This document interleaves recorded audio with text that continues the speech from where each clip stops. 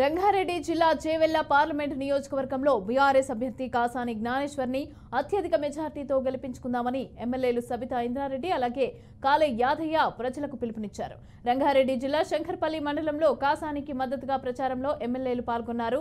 ఇక బీసీలందరినీ ఏకం చేసి ఒక్కతాటిపైకి తీసుకువచ్చిన బీసీ బిడ్డ అయిన కాసానిని అధిక మెజార్టీతో గెలిపించాలని ప్రజలను కోరారు.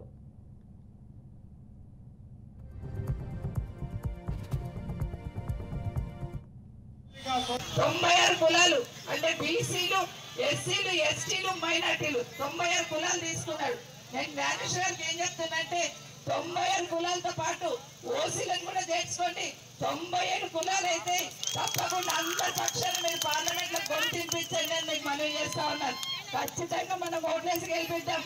మనమే ఈరోజు ముందు వరుసలో ఉన్నాం, మొదటి స్థానంలో ఉన్నాం, తప్పకుండా గెలవబోతున్నాం. మీరందరూ ఆస్వాదించండి, సహకరించండి అని మీకు అందరికీ కూడా మరొకసారి పేరు పేరున కోరుకుంటూ 13వ తారీఖు నాడు మనది 1వ నంబర్ మీద 3 ఈవీఎంలు ఉన్నాయి, 3 బాక్సులు.